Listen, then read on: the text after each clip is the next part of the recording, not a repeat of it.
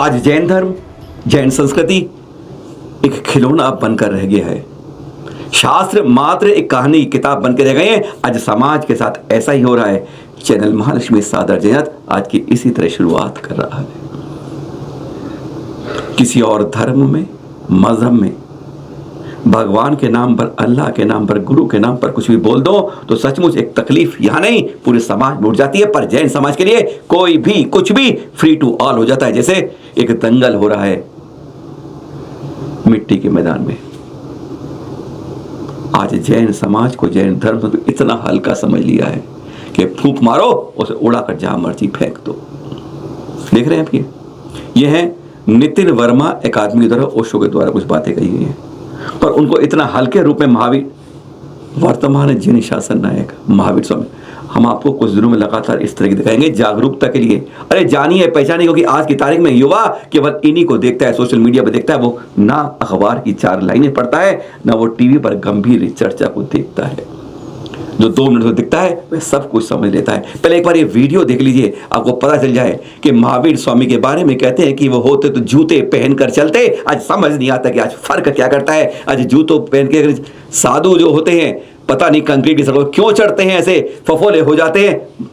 बुद्धि जब भ्रष्ट हो जाती है किसी की हमारी, तो हम सोच के अंदर विकृति आ जाती है। पर एक बार सुनिए पहले वीडियो में क्या कहते हैं।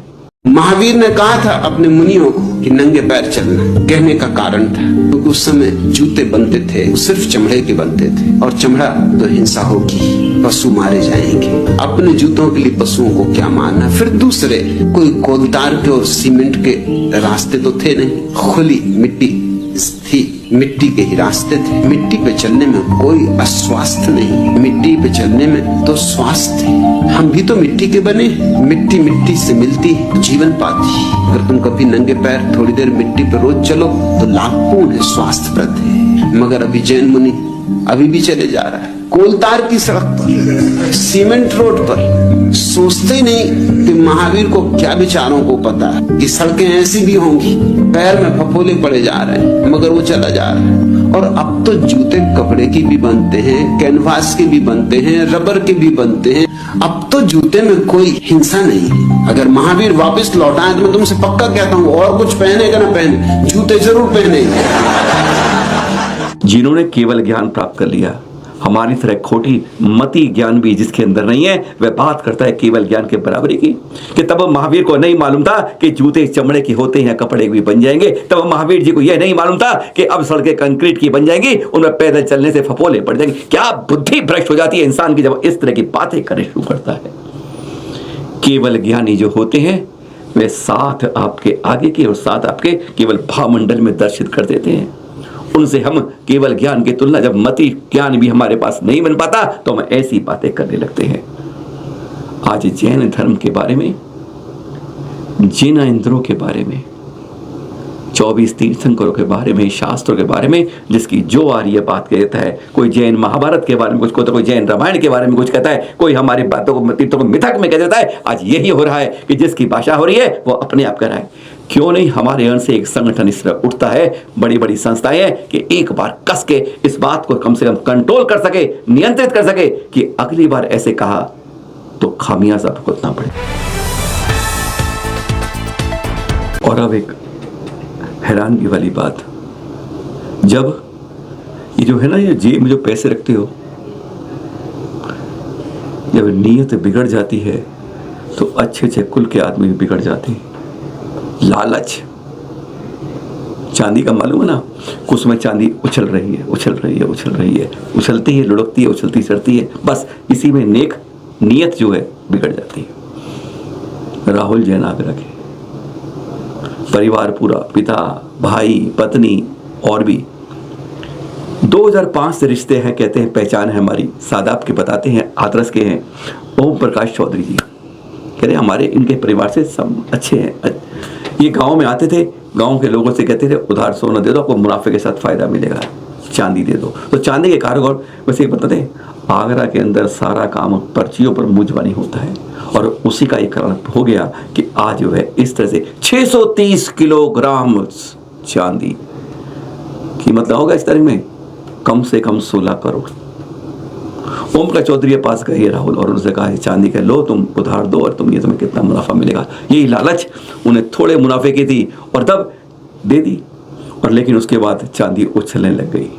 इधर राहुल की नीयत बिगड़ने लग गई। पिताजी ने जब वो हुआ 20 अप्रैल को FIR दर्ज हुई है आगरा के अंदर, कमलागढ़ थाने के अंदर 7 के खिलाफ। राहुल के पिता, भाई, पत्नी सबके पास और सब फरार है। जैसे गायब हुए ये पहुंचे, 1 साल से टाला मटोल चल रहा है, देता हूं, परेशान हो गए और फिर देखा घर पे ताला बंद। पिताजी ने कर दी गुमशुदा रोड के मेरा बेटा पता नहीं कहां चला गया है, पता लग गया ढूंढे उसको। कहा गया एक चाल थी और बाद में पिताजी फरार थे, पूरा परिवार फरार है। कहते हैं पूरे परिवार आराम से रहता कहां पर नीयत डोल जाती है और कहते हैं पूरे कुल को नाम एक दाग में लगा देते हैं। आज राहुल फरार नहीं, उसका पिता फरार है, भाई फरार है, पत्नी फरार है और कई जने 7 पर रिपोर्ट और पुलिस तलाश कर रही है। 630 किलोग्राम चांदी ने नीयत खराब कर दी और 16 करोड़ का कहते हैं पानी लगाकर चंपत हो गए।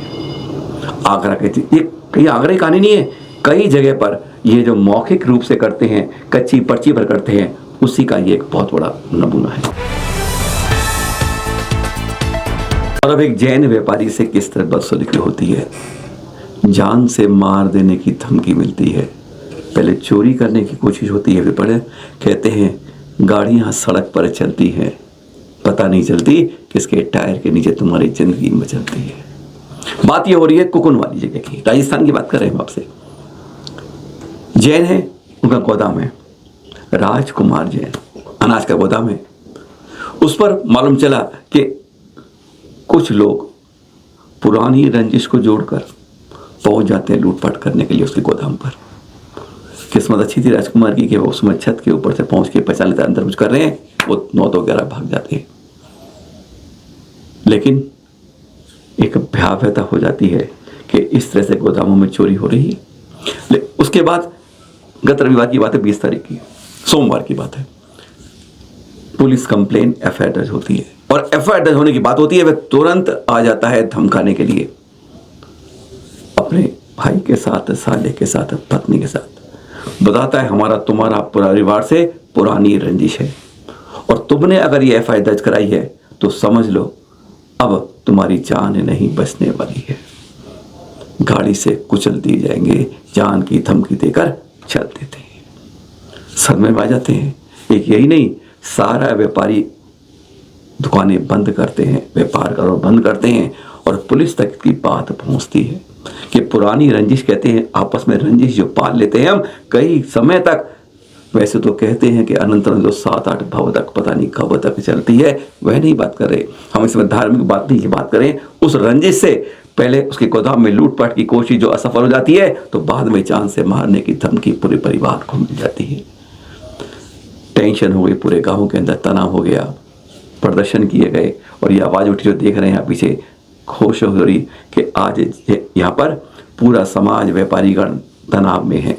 इस तरह की धमकी देके लोग चले जाते हैं और व्यापारी करे क्या, यह वहीं के चित्र आपको दिखा रहे हैं। कुकुनवाली में जब राजकुमार जैन के गोदाम पर पहले लूटपाट और फिर बाद में जान से मारने की धमकी सामने आती है। अब ले आए हैं आपको प्रतापपुर बांसवाड़ा की बात करते हैं, जहां पर कल रविवार को श्री प्रसन्न सगा के द्वारा 4 दीक्षाएं दी जा रही हैं। 2 मुनि दीक्षाएं, एक शुल्लक और एक शुल्लिका दीक्षा है। इसमें संजय भैया जी अभी हमें चलन मार्ग मिले थे शिखर जी में, उनसे काफ़ी लंबी चर्चा हुई थी, कई बातें बताएंगे जिन्होंने बताया कैसे भाव बदलते हैं। साथ में उनकी पत्नी जी भी थी। कह दिया मैंने सब कुछ फ्री कर दिया है इनको। उन्होंने सारी कल्याणक भूमियों के दर्शन किए हैं, बहुत बहुत तीर्थों के दर्शन करके आ रहे हैं, सब जगह कर लिए। कहते अब कनरंदी महाराज जी है ना ज्ञानवान, उनका चतुर्मास करवाया था, एक परिवार केवल जैन चतुर्मास करवा लिया था। हाँ, अब इनकी दीक्षा में क्या कहते हैं, पहले गुरुवर आचार्य श्री प्रसन्न सागर जी, दीक्षा कल है, मौका करिए, पहुंचेगा प्रतापपुर। 26 अप्रैल की अब जैनेश्वरी दीक्षा की घोषणा करता हूं। जय जय गुरुदेव। सोचो इस युवा ने, इस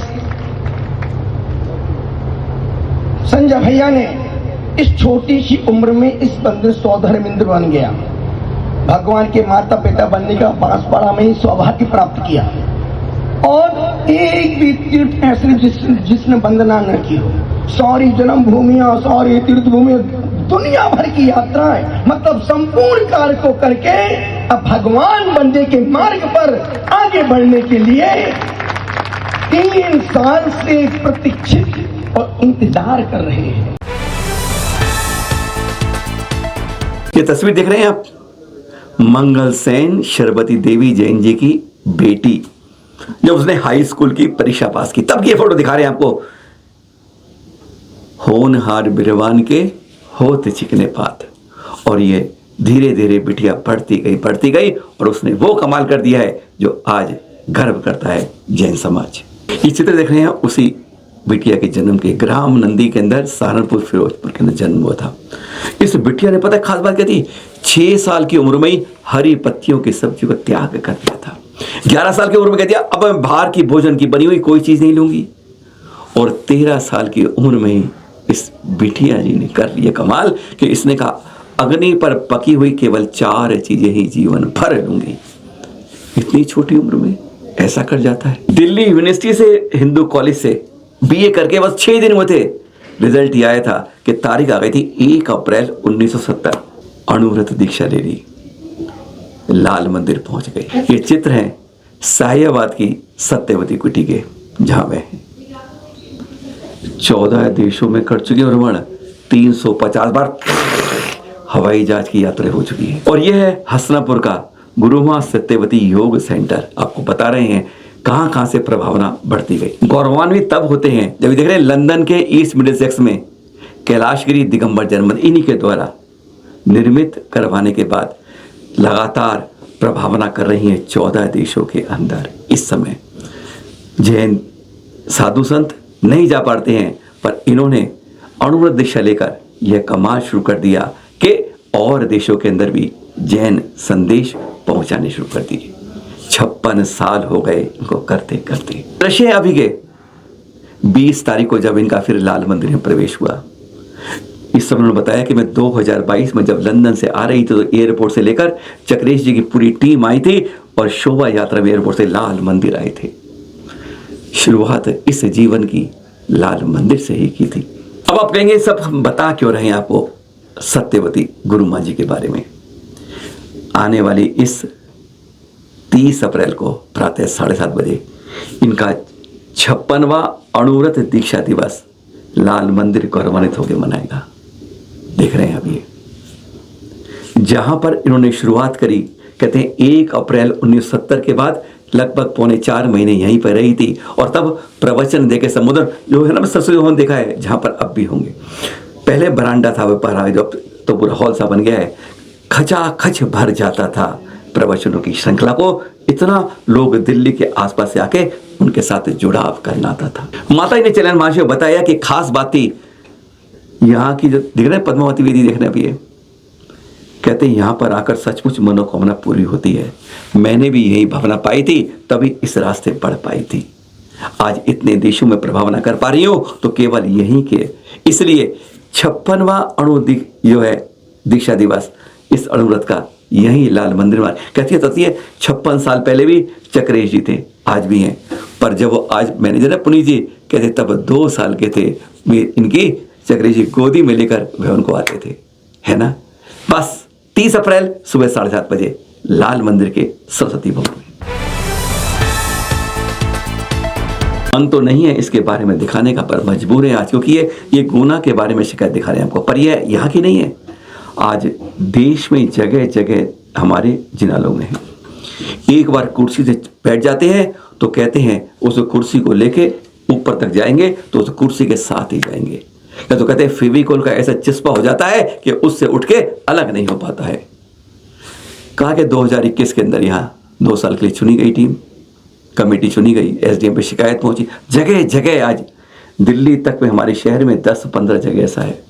चुपक गए 100 लोगों के इस पत्र पर शिकायत, वो है हमारे पास हस्ताक्षर मोबाइल समेत। हमने 5-6 से बात पे की, बात सही लगी कि तब से यहाँ की कमेटी ने चुनाव नहीं कराए, और अब बाकी लोगों को दर्द होता है। शिकायतें हमारी जो मंदिर की बात की हैं वह अदालतों को सरकारी उनमें पहुंच जाती है। एक हंसी उड़ती है हमारी कि हम आज इतने ज़्यादा छुपकने वाली कमेटी कसूरवार, जो शिकायत करे वो कसूरवार, या कौन कसूरवार समझ नहीं आता है, पर क्यों हम कुर्सी से इतने चिपट जाते हैं यह समझ नहीं आता है। और ये कहानी केवल इस गुना की बात नहीं कर रहे, आज देश में हमारे मंदिरों में जगह जगह ऐसा है। जागिए जगाइए, अपने जिनालों से चुपकिए मत। एक सेवा करने वाले हैं आप, और उसके बाद दूसरे को मौका दीजिए। अरे उसे मौका मिलेगा, उसके बाद आपका नंबर आएगा, जो बढ़िया करेगा कम से कम ऊंची जगह पर पहुंचाएगा। अभी मधुबन के अंदर ये कमेटी आई थी, यहाँ पर सार्वजनिक शौचालय के निर्माण के लिए जगह निरीक्षण करते हुए देख रहे हैं आप, ये नीचे तलहटी पर बार बार हमारे पास मांगे पहुंचती हैं कि जिस तरीके से जल मंदिर के अंदर शौचालय की लोगो शंका की व्यवस्था कर रखी है, ऐसी क्यों नहीं पारसनाथ टोंक के पास होती है। एक बार हमारे समाज में ये बात नहीं आती है कि हम उस पर्वतों को पूजनीय वंदनीय मानते हैं और फिर हम शौचालय की बात करते हैं। पर आज की तारीख में जब कहते हैं कि शौचालय होने चाहिए तो वह तर्क नहीं, पर यहाँ सार्वजनिक शौचालय की जरूरत हो रही है। एक मांग उठी थी, यहाँ पर नीचे देख रहे हैं आप, जब कमेटी यहाँ पर निरीक्षण करने आ रही है कि यहाँ पर सार्वजनिक शौचालय कहाँ पर कैसे बने। सीधा चित्र है सम्मेद शिखर जी से। बहुत गजब का संयोग है, इस बार भी रविवार बैसाख शुक्ल नवमी को, और तब 552 ईसा पूर्व की बात करते हैं तो नवमी को भी तब रविवार था। बस तारीख इस बार 26 है, पिछली बार 23 अप्रैल 552 ईस्वी पूर्व की बात कर रहे हैं आपसे, है ना। वह दिन है हमारे वर्तमान जी से महावीर स्वामी के केवल ज्ञान की प्राप्ति का। 12 वर्ष 5 माह 15 दिन के लगातार कठोर तप के बाद उन्हें केवल धन्य होती है। रिजुकुला नदी के तट के पास देख रहे हैं ये मंदिर जमुई का, जो अभी 7-8 साल पहले गणिया ज्ञानमती की माता जी के मार्गदर्शन में हुआ। यह 12 फुट की उतंग पद्मासन महावीर स्वामी की प्रतिमा को देख रहे हैं। पर हाँ, जैसे सभी तीर्थंकरों का हुआ कि उसी तरह कुबेर समोसा इतना करता है, लेकिन यहां पर कमोसा करते करते दिव्य ध्वनि नहीं खिंचती है। कहते मुख से जो वाणी निकलती है वह नहीं निकल पाती है। टीचर क्या पढ़ाएगा जब क्लास में कोई बच्चा सामने नहीं हुआ, उपयुक्त बच्चा। बस वही बात थी कि जब तक कोई गणधर सामने नहीं है, उनकी दिव्य ध्वनि को कौन समझेगा, चाहे वह आगे जाके 18 प्रमुख 700 लघु भाषा में है। बस ये दृश्य वही, 66 दिन तक दिव्य ध्वनि इस समोसा रचता है, हट जाता है, पर दिव्य ध्वनि नहीं खिंचती उनकी। एकमात्र ऐसा अवसर पड़ी काल में ऐसा होता है, हुंडा अवसरी काल की यही कहानी होती है। और फिर आते ना श्रावण शुक्ल की एकम आएगी, वीर शासन जयंती, वह दिन होता है जब उनकी पहली बार गौतम गर्दन इंद्रपूति के होने पर दिव्य ध्वनि खिलती है। ऐसा है पावन दिन बैसाख शुक्ल नवमी, जो इस बार भी रविवार को है। इस बार 26 अप्रैल है, अगली बार तब आज से 552 ईस्वी पूर्व की बात करें तब वह 23 अप्रैल थी। संडे बैसाख शुक्ल नवमी है ना। अच्छी बात। सादर जय जिनेंद्र के साथ।